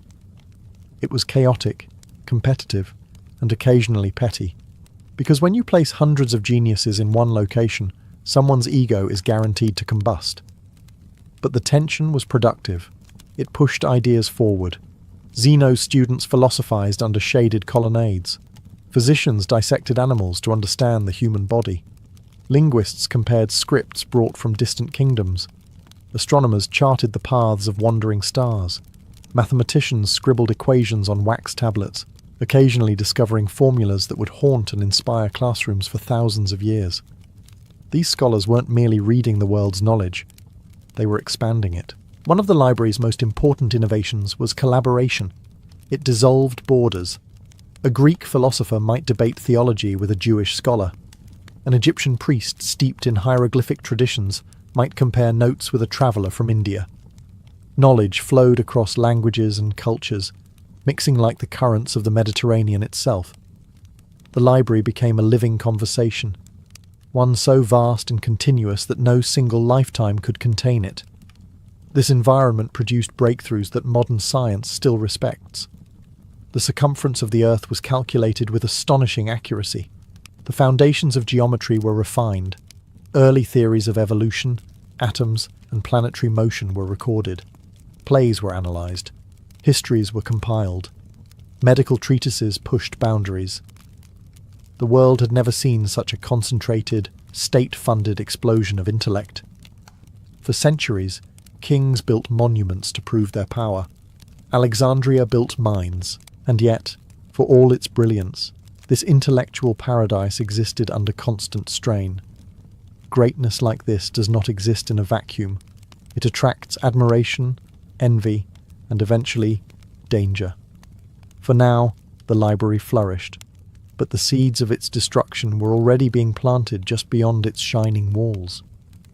If the scholars were the heart of the Library of Alexandria, its collection strategy was the bloodstream pumping ideas into it. The Ptolemies were not passive collectors. They were obsessively, aggressively devoted to obtaining every scrap of knowledge the ancient world had produced. Their mission was simple and impossibly ambitious: assemble all written works under one roof. And in pursuit of this goal, the library developed methods that ranged from brilliant to borderline criminal. The most famous tactic unfolded right in the harbour. Every ship that entered Alexandria was searched by royal decree. Officials confiscated any scrolls found aboard: scientific treatises, poetry, religious works, medical manuals, navigational logs. The texts were rushed to the library, copied by expert scribes, and the copies returned to the owners. The originals, considered of higher quality, remained in the library. This practice earned the collection the legendary title, The Books of the Ships. But the Ptolemies did not stop there. They purchased scrolls from markets across Greece, Africa, and the Near East. Agents were dispatched with enormous budgets to acquire rare manuscripts at any cost. Scholars travelling abroad were instructed not only to study, but to obtain texts from foreign libraries, legally if possible, creatively if necessary. Alexandria became famous for its hunger, a city whose rulers wanted knowledge the way other kings wanted land. The library also collected texts through translation. When ambassadors from faraway kingdoms visited Alexandria, they brought works in their own languages as diplomatic gifts. Instead of letting them sit unused, the library established one of the world's first organised translation centres. Here, multilingual scholars rendered foreign ideas into Greek, allowing knowledge to spill across cultural boundaries. Philosophy from India, stories from the Middle East, histories from Persia, and local Egyptian wisdom all found their place in the shelves. This relentless accumulation created a collection of staggering scope, hundreds of thousands of scrolls, possibly nearing 1 million. No one could read everything the library possessed, not even in several lifetimes. That was the point. The library was not designed for individuals. It was designed for civilization. Yet such an insatiable appetite came with risk. Alexandria was gathering not just knowledge but responsibility. The more it collected, the more irreplaceable it became, and the more devastating any loss would be. As the library swelled with the world's wisdom, its destruction became unthinkable. But history does not protect brilliance. It tests it. For all its ambition, the Library of Alexandria would have been a labyrinth of chaos, if not for the brilliance of the scholars who organised it. The greatest of these was Callimachus, a poet-scholar whose mind operated like a perfectly tuned filing system. Under his guidance, the library created something revolutionary: the Pinnaces, a massive multi-volume catalogue that served as the intellectual spine of the entire institution. This was no simple list. The Pinnakeys arranged authors by genre, summarised their works, recorded biographical notes, and classified texts with a precision unmatched for centuries. It was essentially the ancient world's first comprehensive database, a search engine written on papyrus. Thanks to Callimachus, scholars could navigate the vast collections without drowning in scrolls. A researcher studying medicine could instantly find every known treatise on anatomy, while a poet could trace the evolution of epic storytelling across cultures. But Alexandria's organisational genius did not stop at cataloguing. The library employed curators who acted less like librarians and more like intellectual strategists. Their job was to guide scholars, preserve fragile scrolls, maintain translations, and ensure that knowledge flowed efficiently. They were the guardians of ideas, making sure nothing valuable was lost to neglect, insects, humidity, or simple confusion. Inside the library, specialization flourished. Mathematical texts were grouped for easy comparison. Literary works were arranged by style and region. Philosophical schools, Stoics, Epicureans, Aristotelians, each had their designated areas. The museum, the library's sister institution next door, housed lecture halls, dining rooms for scholars, gardens for debate, and long porticos where theories were constructed, challenged, and occasionally torn apart by rivals with sharper tongues. This environment produced giants. Eratosthenes calculated the Earth's circumference with astonishing accuracy using shadows and geometry. Herophilus made groundbreaking anatomical discoveries. Aristarchus proposed a heliocentric universe long before Copernicus. The library was not just cataloguing knowledge, it was generating it. Even the daily rituals reflected this obsessive pursuit of truth. Scholars ate together to encourage discussions. They copied texts not just to preserve them, but to understand them intimately. They argued for hours, sometimes days, refusing to let an idea rest until it had been pulled apart and rebuilt. With such order, innovation, and passion driving it, the library became a brain unlike any other, a single institution thinking on behalf of humanity. But brilliance this concentrated was also precarious. For every great discovery, there were political forces beyond the library's control. And soon, history would come knocking. To understand the Library of Alexandria, you must understand the city that breathed life into it. Alexandria was not merely a port or a capital, it was a deliberate experiment in cultural fusion. Founded by Alexander the Great and shaped by the Ptolemies, it blended Greek rationalism with Egyptian tradition, Persian scholarship, Jewish theology, African trade networks, and the restless energy of sailors arriving from every corner of the Mediterranean. It was a place where a fisherman might walk past a philosopher, where temple rituals coexisted with cutting-edge mathematics, and where knowledge felt as abundant as the sea breeze. The library was the centerpiece of this identity. As Alexandria became a beacon, it drew people in waves. Wealthy merchants funded expeditions. Foreign dignitaries arrived bearing scrolls as diplomatic gifts. Intellectual refugees fleeing wars or political upheaval found sanctuary within its colonnades. The city's streets buzzed with accents from Cyrene, Syria, Judea, India, and Macedonia. Alexandria did not merely welcome diversity, it depended on it. This cosmopolitan ecosystem supercharged the library. A scholar could step outside its doors and immediately access a living laboratory of cultures and languages. Markets overflowed with goods and stories from distant lands. Harbour workers shouted in multiple tongues, mixing slang from half the known world. Temples displayed carvings that hinted at ancient mysteries. For researchers, this was paradise. Raw data arrived daily, ferried in by merchants, diplomats, and travellers. The museum, part research centre, part university, part sanctuary, embodied this spirit. Scholars lived there, ate there, and debated there until long after the sun had set over the Pharos lighthouse. The institution thrived on diversity of thought, proving that ideas grow stronger when exposed to contradiction and challenge. A Greek mathematician might refine a theorem using Egyptian surveying techniques. a Jewish scholar could compare scripture with Babylonian histories. Physicians dissected animal bodies, while philosophers argued about the nature of the soul in the courtyard. This intellectual melting pot made Alexandria feel invincible, as if the sheer concentration of brilliance could protect it from the world's brutality. And for a time, it did. But outside the city's glittering walls, empires shifted, jealousies stirred, and military ambitions grew sharper. Alexandria believed it could stand above politics, a city too important to burn, too wise to fall. History, however, has little patience for arrogance. And while the library blossomed in this golden age, the forces that would one day threaten it were already gathering beyond the horizon.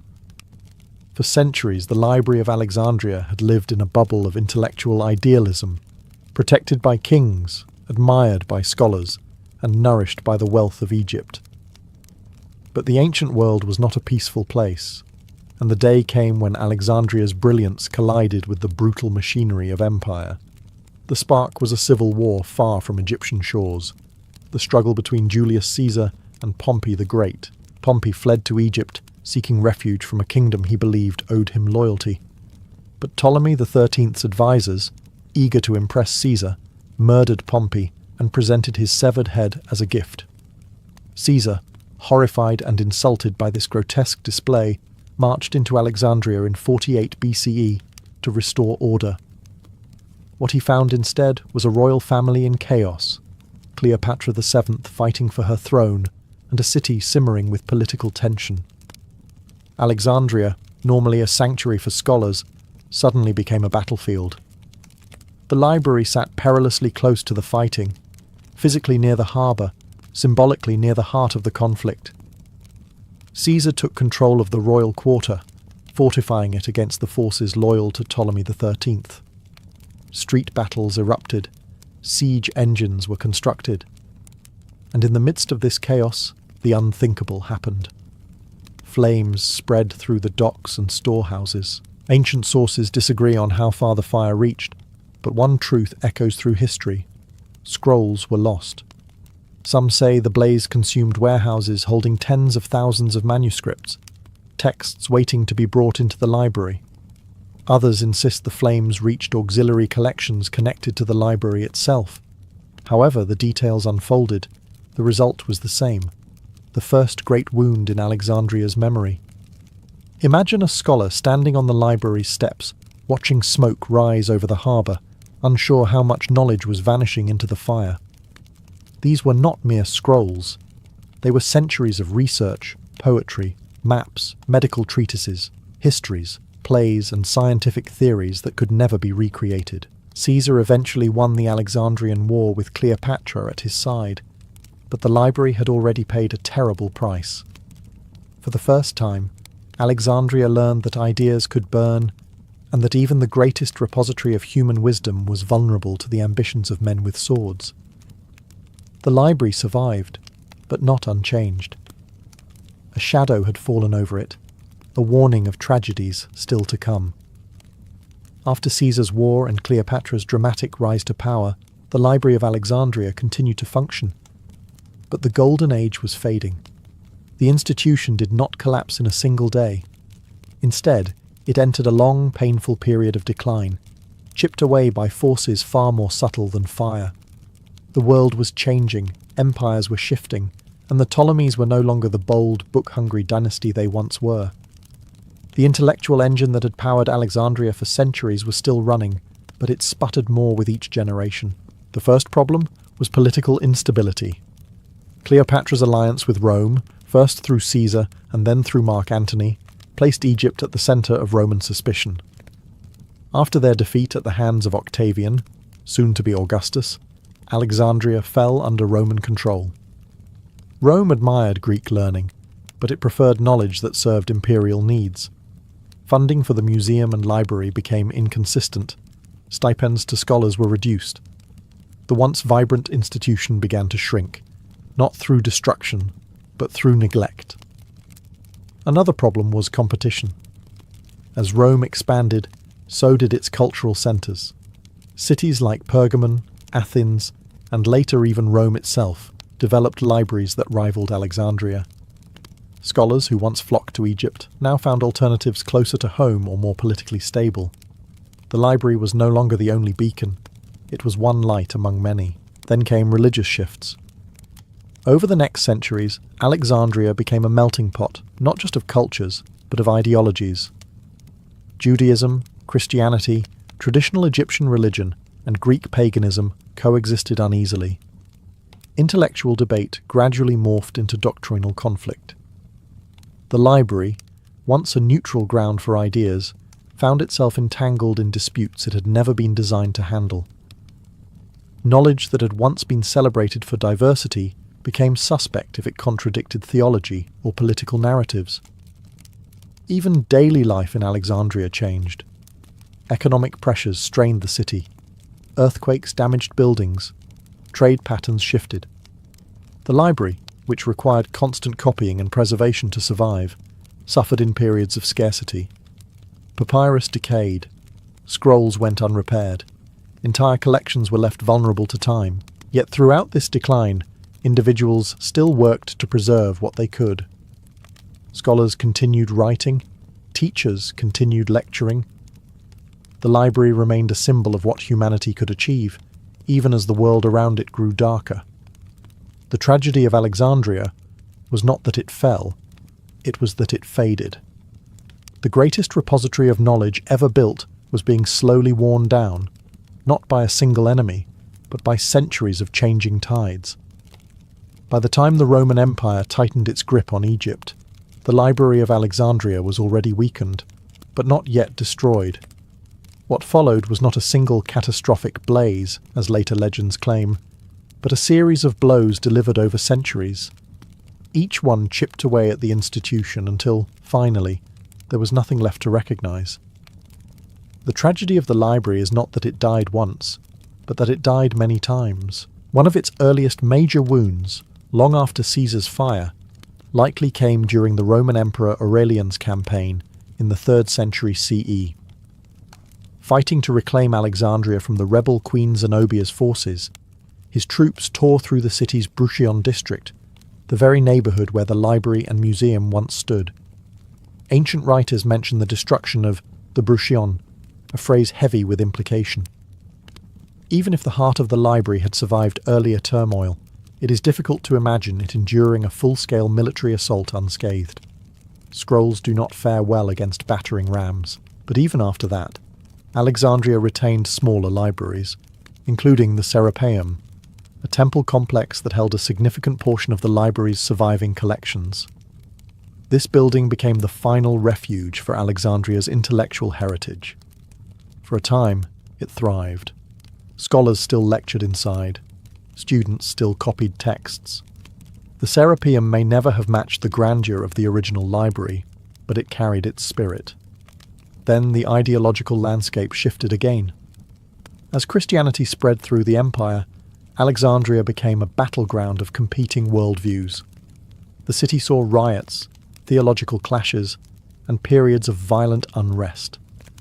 In 391 CE, under Emperor Theodosius, pagan temples were outlawed. The Serapeum, being both a temple and a library, became a target. Accounts differ on the exact details, but all point to the same outcome. The Serapeum was destroyed, its scrolls lost or scattered.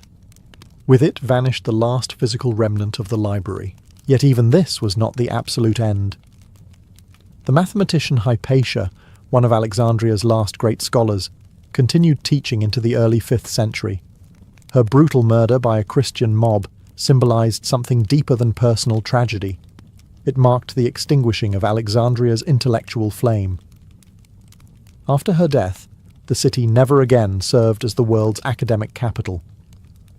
By the time the dust settled, centuries of fire, war, extremism, and simple neglect had erased the library. Not in a single legendary night, but piece by piece, until silence replaced what was once the beating heart of human knowledge. When the last embers faded, and the halls of the Library of Alexandria finally fell silent, the world did not immediately understand what it had lost. Ancient cities had burned before, temples had fallen, empires had crumbled, but no destruction had ever carried consequences quite like this one. The library had not been a building, it had been a memory machine for civilization. And when it disappeared, entire chapters of human knowledge vanished with it. We will never know the full extent of what burned. That is the cruelest irony. When you lose an archive, you lose the list of what you lost. But historians can guess. Plays by Aeschylus, Sophocles, and Euripides that were never copied elsewhere. Philosophical schools whose teachings survive only in fragments and second-hand references. Scientific treatises from Babylon, Persia, and Egypt that could have advanced mathematics and astronomy centuries earlier. Medical knowledge based on dissections forbidden in later eras. Entire world histories, Phoenician, Carthaginian, North African, that exist now only as whispers. The library did not merely store books, it stored possibilities. But the story is not entirely bleak. Some fragments escaped. Works translated in Alexandria found new life in the Islamic Golden Age, copied and preserved in libraries from Baghdad to Cordoba. Greek philosophy, once organized and studied in Alexandria, eventually fueled the Renaissance. Even the idea of a library as a universal repository, a place where knowledge from many cultures is preserved together, survived. It passed like a torch from civilization to civilization, reminding humanity that memory is a form of power. And something deeper survived as well, the myth of the library. For centuries, poets, philosophers, and historians spoke of it with awe. Dead though it was, it became a symbol of human potential, of what can be achieved when a society values learning above war, curiosity above conquest. The library's story has inspired archaeologists, writers, and dreamers to imagine a world where knowledge flows freely across borders. Yet its destruction remains a warning. Knowledge is fragile. Ideas require protection. Libraries, though built of stone, can die as easily as the people who defend them. The fall of Alexandria reminds us that progress is not guaranteed, and that the light of understanding must be guarded in every generation. The greatest treasure humanity ever collected did not survive. But the desire to rebuild it, to gather wisdom, preserve it, and share it, endures. In that sense, the Library of Alexandria is not gone. It is still being written. In the medieval world, few diagnoses carried as much fear, misunderstanding, and despair as leprosy. To most societies, it was a sentence, an exile from family, community, and even humanity itself. But the Order of St. Lazarus, the famed leper knights, defied that fate entirely. They were not hidden away or erased from existence. They were gathered, organized, armed, and given a purpose that blended religion, healing, and quiet martial courage. Their green cross, stitched onto their cloaks, became a symbol of both suffering and sanctity, marking them as men who walked with death but did not bow to it. Most lepers were sent to isolated hospitals or pushed to the outskirts of towns, living off charity and prayer. But those who joined the order were offered something radically different: brotherhood. Instead of being defined by decay, they were defined by discipline. Instead of being shunned, they were welcomed by a community that understood hardship intimately. And instead of being forced into passive isolation, they were trained, sometimes lightly, sometimes rigorously, to defend Christian pilgrims and Holy Land fortresses where disease had already taken root. Their initiation ritual reflected this dual existence. A new brother first stood before the altar, acknowledging openly the illness that had begun to transform him. The order made no attempt to hide the truth. Leprosy was not a rumour here, but a shared reality. The initiate confessed not sins of the soul, but the fears of the flesh. Fear of pain, of rejection, of inevitable decline. The priests listened, then anointed him with consecrated oil, not as a cure, but as a blessing for endurance. Healing, in their eyes, meant strength of spirit, not restoration of the body. From there, the initiate received the green cross. The ritual was quiet, almost monastic. No grand ceremony, no fanfare. just the solemn placing of a cloth symbol onto a man who understood more deeply than most that life was finite. The moment was transformative, not because it removed suffering, but because it reframed it. The cross did not deny their disease, it sanctified their struggle against it. These men were not expected to live long. Many had already begun to lose sensation in their hands, or patches of skin had started to pale. Yet in the order of St. Lazarus, they found dignity, purpose, and a strange kind of freedom. The freedom of men who had nothing left to fear. For the leper knights, purification was not a symbolic gesture performed for tradition's sake. It was a necessity woven into daily survival. Their bodies changed slowly, painfully, and unpredictably, and so their rituals of cleansing served a dual purpose: spiritual preparation and medical discipline. Every morning, before prayer or training, the brothers gathered in the courtyard's stone basins for what they called the washing of the affliction. It was not baptism, nor was it simple hygiene. It was a ritual acknowledgement of the battle being fought beneath their skin. The water, drawn from wells lined with lime and blessed by the order's chaplains, was mixed with crushed herbs and coarse salt. Physicians of the order, many of whom suffered from the disease themselves, believed these mixtures slowed the spread of infection. Whether it worked scientifically, the brothers hardly cared. What mattered was the feeling, the cold sting on numbing limbs, the sharp bite of salt in wounds that refused to heal, the faint scent of rosemary and myrrh rising into the morning air. Every sensation reminded them that while their bodies faltered, their spirits remained awake. Before stepping into the basins, each knight murmured a simple prayer: "Let my flesh weaken, but not my resolve." The words were not ancient scripture, merely a vow passed from brother to brother. The order treasured it more than any formal liturgy. As they washed, the chaplains walked slowly along the edge of the courtyard, whispering blessings for endurance, courage, and clarity of mind. These were not dramatic miracles. No one expected healing. But the ritual offered calm, and calm was its own kind of medicine. After the washing came the anointing. A thin salve of oil and resin was rubbed onto their hands, feet, and faces by fellow knights. This act, a man with damaged flesh tending to another, created a bond deeper than any battlefield oath. In touching each other's wounds, they destroyed the isolation that plagued so many medieval lepers. Here, they were not outcasts.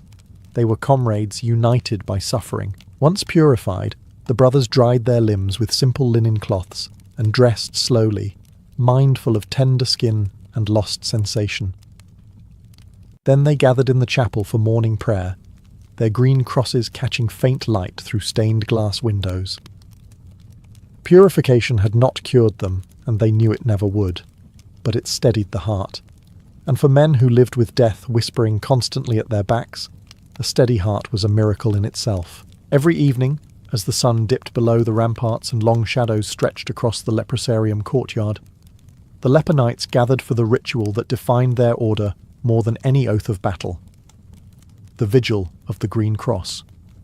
Unlike morning purification, which focused on the physical struggle, the vigil addressed the deeper wounds: fear, loneliness, and the quiet sorrow of watching one's body fade inch by inch. It was here, beneath flickering lamps and the cool breath of night, that the brothers sought not deliverance from illness, but the strength to endure it. The vigil began in silence.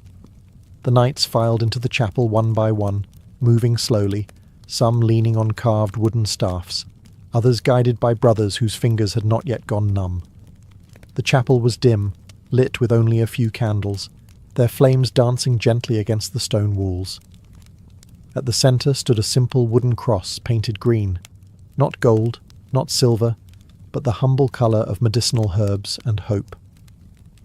The green cross reminded the knights that healing took many forms, and that sometimes the only cure was acceptance. Once all were gathered, the chaplain recited the first prayer. "We do not ask to be restored, but to be steadfast." These words, soft and unwavering, echoed through the chapel. They were a direct rejection of pity. The knights did not pray for miracles. They prayed for dignity, for clarity of mind, for the ability to face each day with grace even as their bodies weakened. They asked for the strength to remain gentle, to resist bitterness, and to uphold their oaths despite their suffering. After the communal prayer came the offering of candles. Each knight stepped forward and placed a small wax taper at the foot of the green cross. Some held the candles gingerly with damaged hands. Others used both palms to steady their grip. The act symbolized a personal burden surrendered, not erased, but shared among brothers. As more candles were placed, the green cross glowed softly in the warm halo of light. Then came the chant. Low, rhythmic, and almost monastic, it filled the chapel like a heartbeat. The knights' voices, roughened by illness yet steady with resolve, blended into one continuous hum. For a few moments, the pain in their limbs, the numbness in their nerves, and the fear of tomorrow faded beneath the unity of sound. The vigil ended as quietly as it began. Each knight left the chapel carrying not a cure, but something far more sustaining: peace, acceptance, and the understanding that their suffering was not borne alone. The leper knights lived in a paradox. They were warriors whose bodies were gradually abandoning them. Yet discipline, rigorous, unyielding, and purposeful, remained central to their identity. Though few of them would ever ride into battle like the knights of other orders, they still trained. Not because victory was likely, but because discipline granted them dignity. To the brothers of St. Lazarus, the act of training was itself a ritual, a declaration that illness would not claim their spirit, even as it claimed their flesh. Training sessions took place in the early afternoon, after the heat of the sun had softened. The courtyard rang with the dull clatter of wooden practice swords.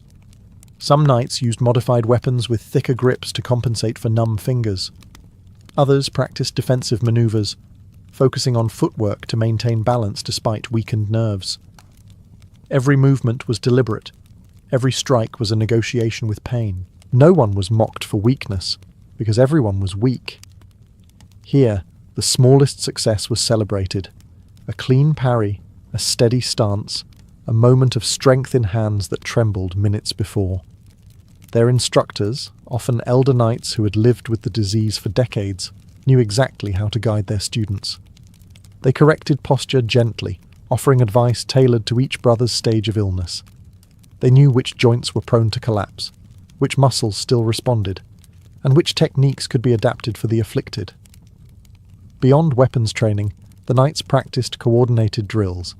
They moved in small formations, learning to fight as a unit rather than as individuals. This was not merely tactical, it was protective. A knight whose vision had begun to blur was paired with one who still saw clearly. A knight with weakened legs marched beside one whose stride remained strong. Each man compensated for another's weakness. Their unity was their strength. The training yard also served as a place of emotional trial. Many brothers confronted frustration, anger, or grief as they attempted tasks that once came easily. Yet the ritual demanded perseverance, not perfection. Every swing of the sword reaffirmed their will to live with purpose. At the end of each session, the knights placed their practice weapons in a single wooden rack. This final gesture symbolized their shared burdens and shared resilience. They were not warriors because they won battles. They were warriors because they continued to fight against illness, despair, and the slow fading of the body. Their discipline was not about strength. It was about defiance. In most medieval orders, mealtime was a simple routine, nourishment for the body before returning to work or prayer. But for the leper knights, meals were a sacred ritual, one that blended practicality, compassion, and a profound sense of equality. Many of the brothers struggled to swallow, to taste, or to lift food with damaged hands. Eating was not merely a physical act, it was a reminder of the slow march of illness. And so, the order transformed mealtime into something gentler, more dignified, an act of mercy performed every single day. The ritual began with a soft bell. The brothers filed into the refectory at their own pace, some limping, some leaning on staffs, others guided by arms they could no longer feel. The long wooden tables were arranged in a square, a design meant to ensure every man could see every other. No one sat hidden, no one dined alone.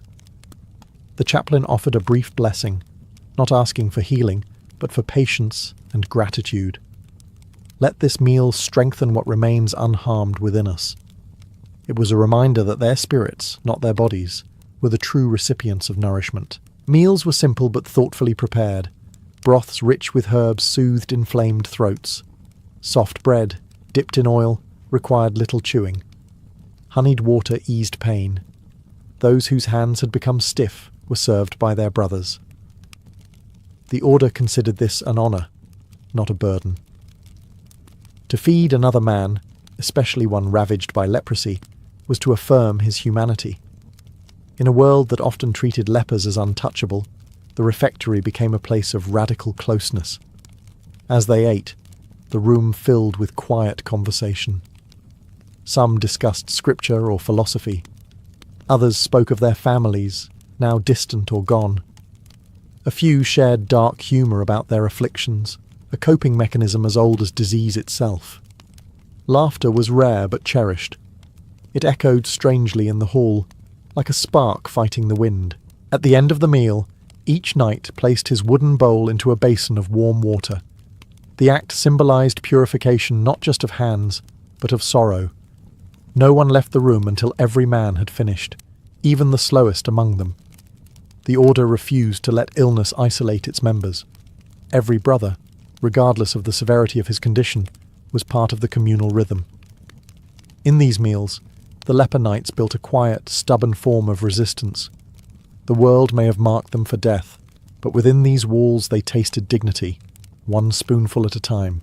When darkness settled over the leprosarium and most of the brothers slept, a small group remained awake for one of the order's most solemn responsibilities, the night watch. This ritual was not military vigilance in the traditional sense. No enemy armies stood poised outside their walls.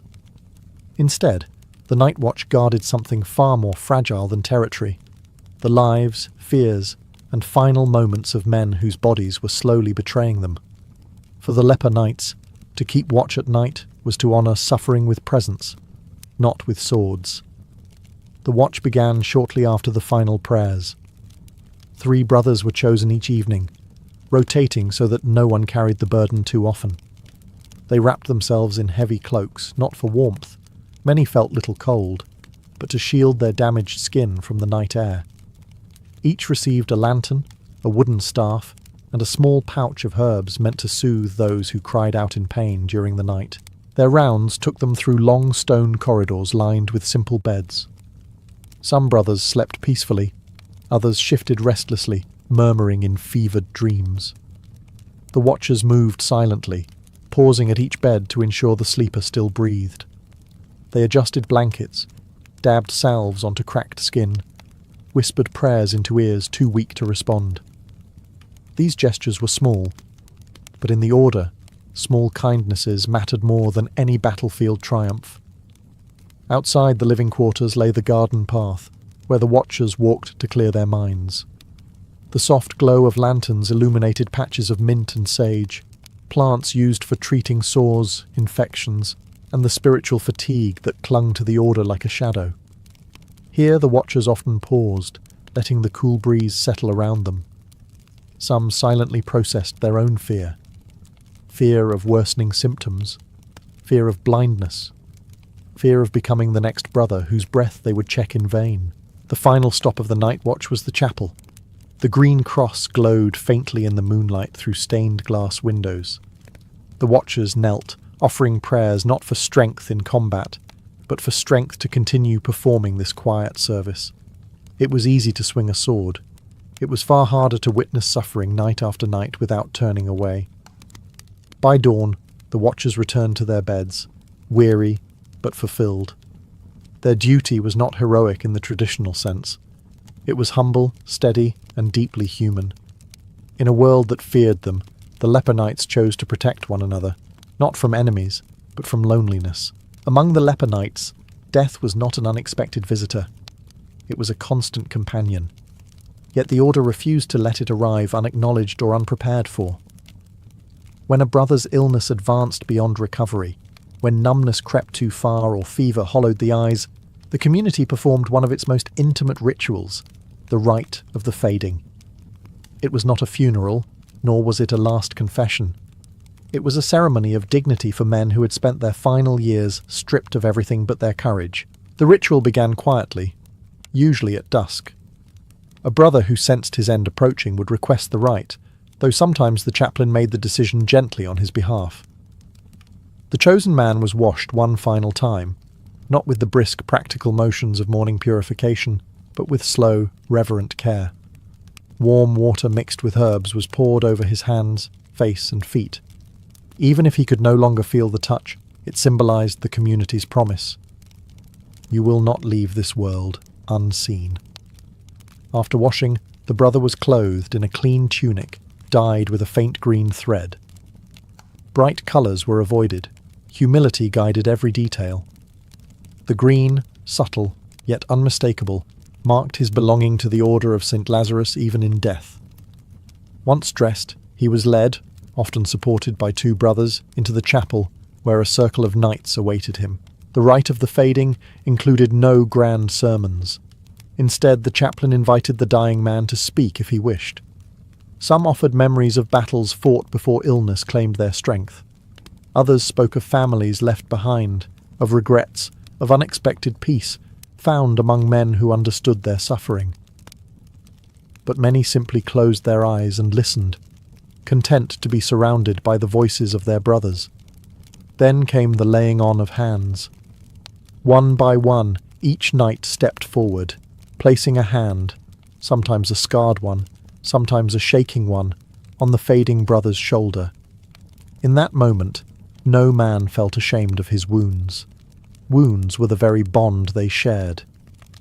The contact symbolized unity, a final reminder that he belonged to them, and they to him. A final prayer followed. May your suffering end, and your courage remain with us. The dying brother was then escorted back to his bed, where he would spend his last hours or days watched by those who loved him in silence. For the leper knights, the rite of the fading ensured that no man crossed the threshold alone. Their world had abandoned them long ago, but they had never abandoned one another. For most medieval warriors, marching into battle meant weighing the chances of survival. For the leper knights, the calculation was different. They marched knowing death already lived inside them, advancing quietly beneath their skin. This certainty gave their order a strange, almost unsettling courage. Men who had already accepted death did not fear it on the battlefield. And so, when the Order of St. Lazarus rode into combat, rarely and always in desperate moments, they carried a presence that unnerved even seasoned soldiers. Their illness shaped everything about their preparations. Before any march, the brothers performed a ritual unlike that of any other military order, the blessing of the failing flesh. Each knight stood before the chaplain, who traced a small green cross over weakened limbs, numb hands, swollen joints, eyes beginning to cloud. The blessing acknowledged what all of them knew: these bodies were fragile, unpredictable, and often painful. Yet each was still capable of service. Their armour was lighter than that of other knights, not out of cowardice, but practicality. Heavy mail was unbearable for men whose nerves were deteriorating. Instead, they wore layered cloth reinforced with leather and metal plates. It offered less protection, but allowed them to breathe, move, and endure the strain. Their weapons were simple, mostly swords or maces, with grips wrapped thickly to compensate for diminishing sensation. Despite their limitations, the leper knights fought with a steady, relentless determination. Their ranks often formed at the centre or rear of an army, where discipline mattered more than raw strength. They guarded wounded soldiers, protected supply lines, or held chapels and hospitals against attack.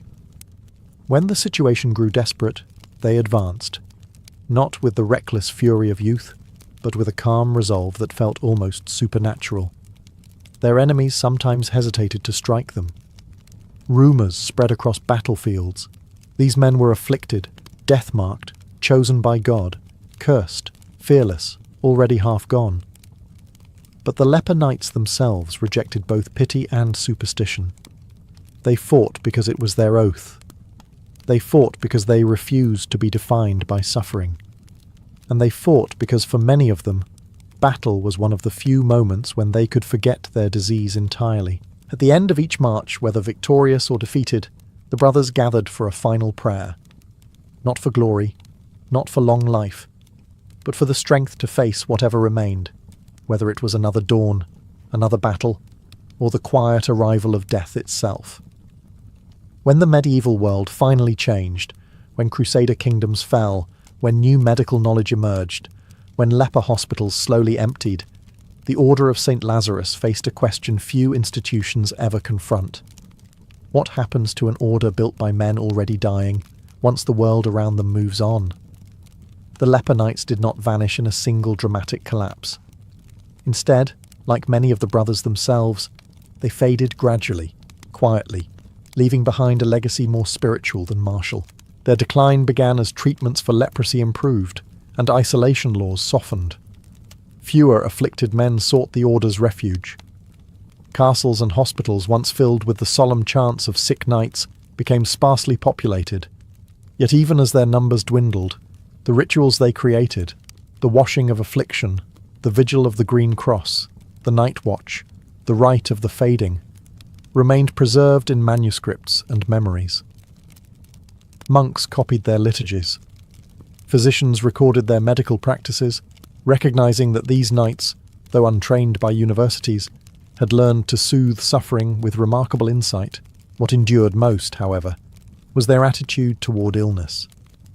The leper knights had crafted a culture in which the diseased were neither hidden nor feared, but honoured. They transformed isolation into community, agony into empathy, and despair into discipline. In doing so, they left a mark on medieval charity. Many later hospitals adopted their practice of communal meals, shared vigils, and gentle end-of-life care. Their example softened hearts in an age often brutal toward the weak. Their military contributions, though limited by necessity, became the stuff of legend. Chroniclers wrote of men marching into battle without fear, their green crosses glowing against pale skin. They wrote of warriors who protected hospitals more fiercely than others protected castles. They wrote of an order whose courage came not from strength, but from acceptance. The Knights of St. Lazarus became a symbol, not of triumph, but of endurance. In later centuries, the order reinvented itself, evolving into charitable and hospitaller organizations rather than a brotherhood of the afflicted. But the spirit of the old order, the humility, the solidarity, the refusal to let suffering erase dignity, remained embedded in its identity. Today, the leper knights survive mostly in stories, manuscripts, and the faded coats of arms preserved in old chapels. Yet their quiet bravery continues to resonate. They remind us that courage is not always found in victory or conquest. Sometimes it lies in endurance, in choosing to stand together when the world steps back in fear. Their bodies failed them. Their legacy did not.